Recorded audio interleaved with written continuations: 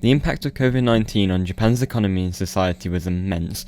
With an economy of over $4.94 trillion, Japan was not immune to the global economic problems caused by the pandemic.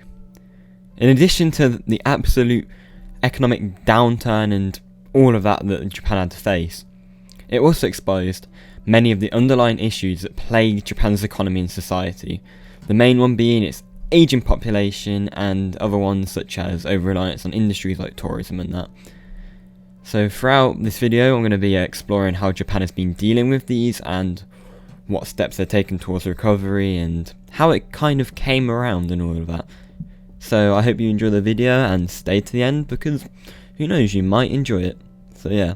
Japan's economy was booming pre-COVID with a GDP of $5.12 trillion. However, at the same time as this economic growth that they were facing, or growth, they weren't stagnating, but as we all know, Abenomics and that, the yen was massively falling in value.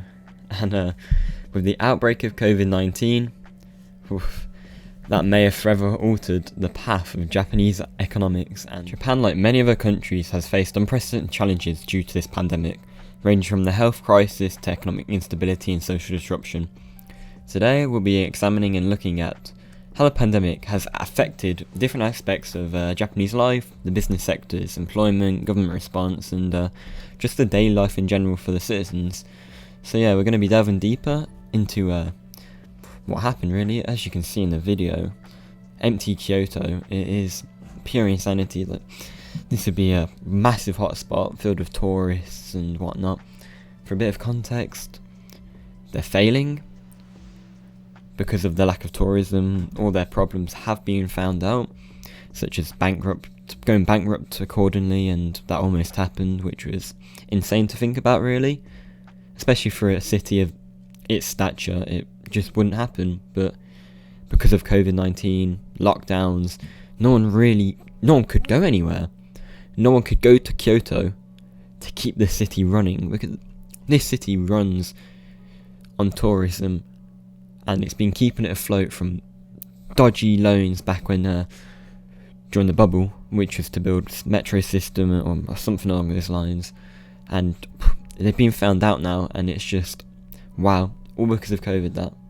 So yeah, it's insanity, along with the fact that the Tokyo Olympics was one of the most highly anticipated events in Japan in 2020, and is expected to bring in a significant amount of revenue for the country and local businesses surrounding the area of all the stadiums, and it would have been a great economic boost.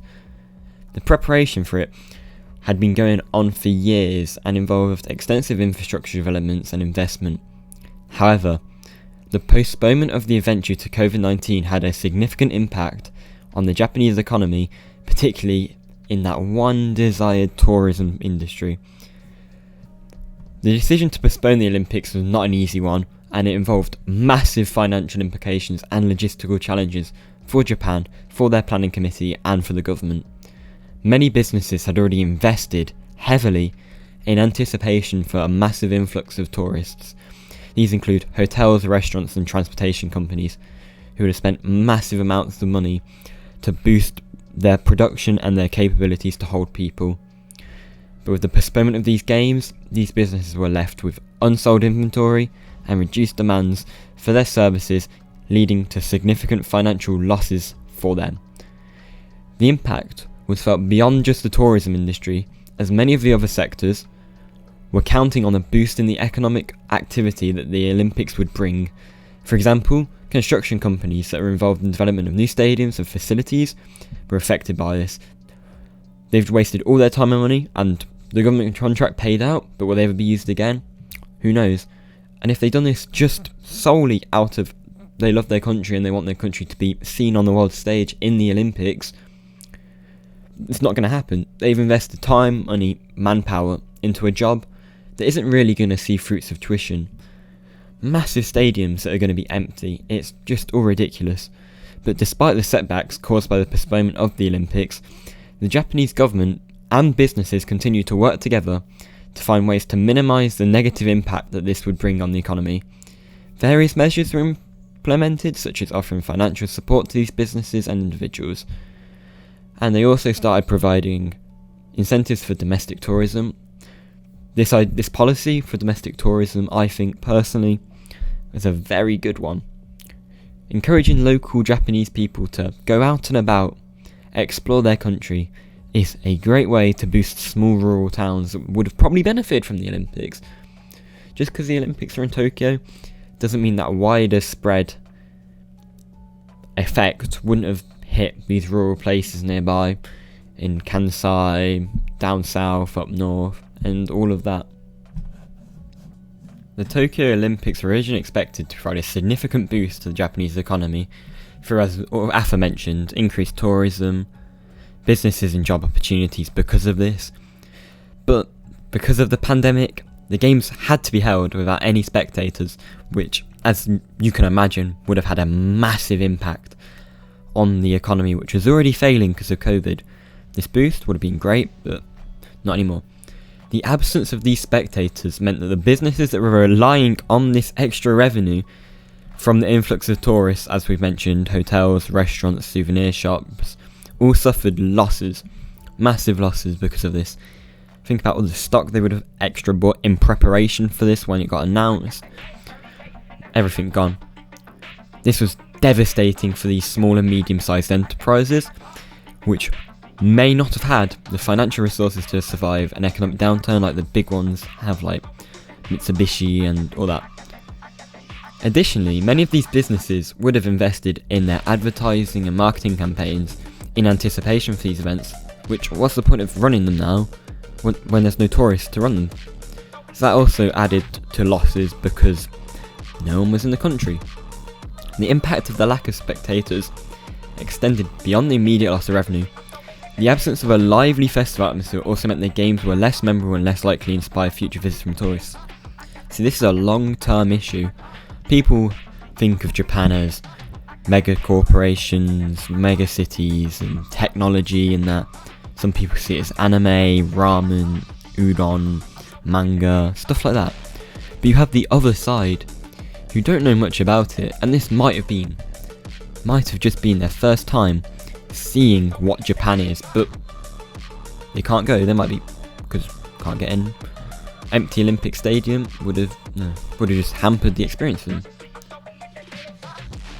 They also, because of the lack of people in Japan, Japan's corporations couldn't have shown off their technology and hospitality to a larger audience, which would have encouraged investment, especially if there was corporations there in attendance. Because Japanese companies could have used this as one big business meeting in order to get investment into their country. In summary though, the decision to hold the Tokyo Olympics without spectators had a significant impact on the Japanese economy, as we mentioned, for small and medium-sized businesses mainly. It was a missed opportunity, and I think it might hamper some form of long-term economic growth for Japan. I just think it might. Why might it? I don't really know, but I think it will, and we'll have to wait and see, because it might. But that's in the future, and that can't be. The assassination of former Prime Minister Shinzo Abe was a shocking event for Japan. Abe was a popular and influential figure in Japanese politics, having served as the country's longest Prime Minister ever. He was an integral part of stability, and especially stability within the LDP, the ruling party of Japan. His death came at a time when Japan was struggling, coming out of main COVID, but into the new era, the new dawn of economics in the world. Japan was still closed, and without the stability and the shock of a former leader, such an influential leader being assassinated, who knows what other challenges could have been faced. His death also created massive amounts of uncertainty about Japan's political future, as he'd been a key figure in the country's government and had played a significant role in shaping its economic policies, such as Abenomics in the early 2010s, which completely reformed the economy, a massive success. There were concerns about the impact his death would also have on Japan's ability to manage the pandemic and its economic recovery efforts. This is because he basically but his influence was immense, and now many people within the LDP party had lost their leader. The leader may have been Kishida at the time, or still fighting against Talo to be elected, but grassroots membership and other people within the party would have seen Abe as their leader still. He stepped down once again, they might have thought political return.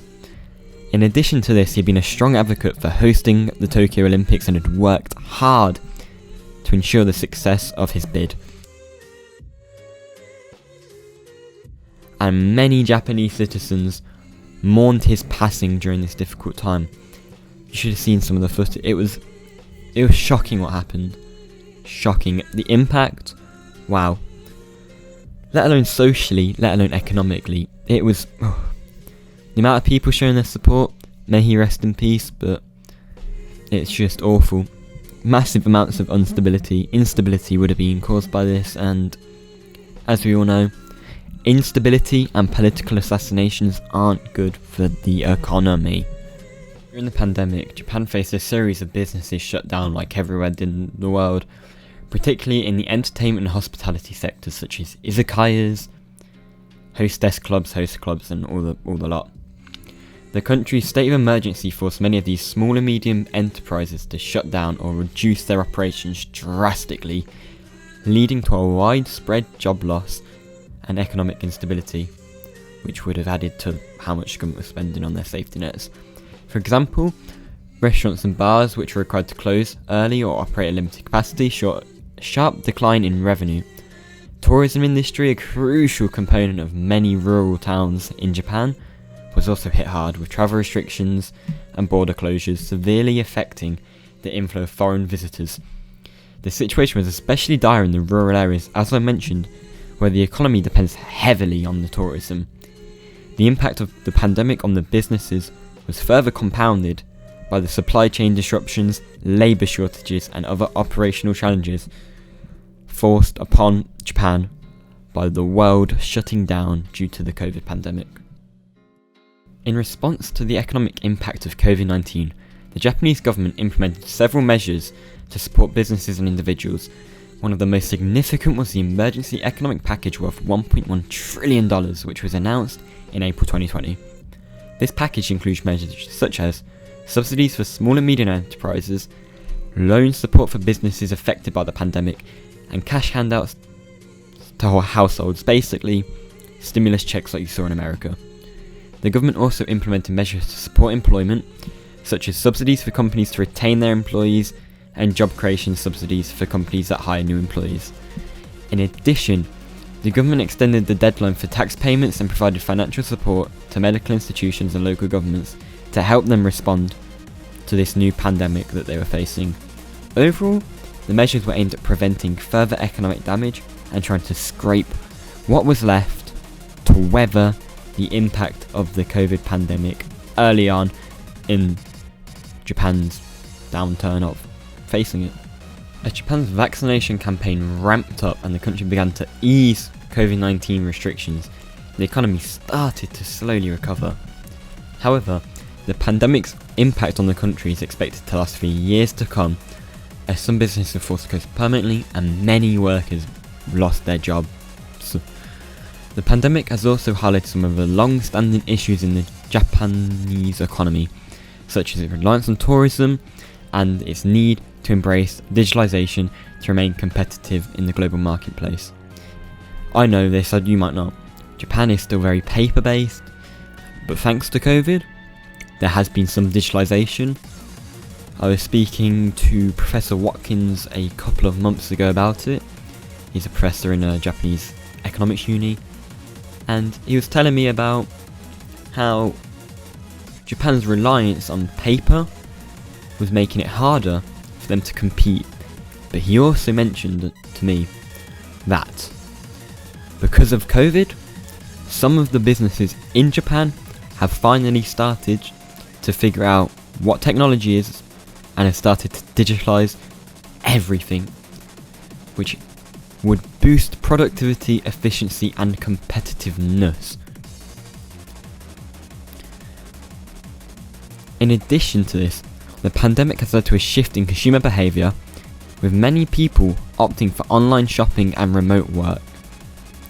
Who knows how this is going to affect the Japanese economy, because it's new, no one's had it before. But despite all these challenges, the Japanese government remains committed to supporting recovery efforts through various economic and social policies.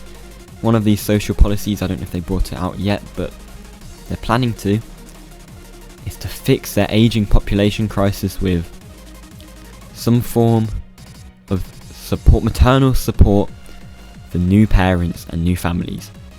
Because Japan is going to be one of the first countries to be faced with this demographic collapse, when there'll be more old people than young people, and if the government doesn't act quickly, which they are doing for a good reason, it could see massive spending increases on social welfare and could see Japan drop from its third largest economy spot in the world.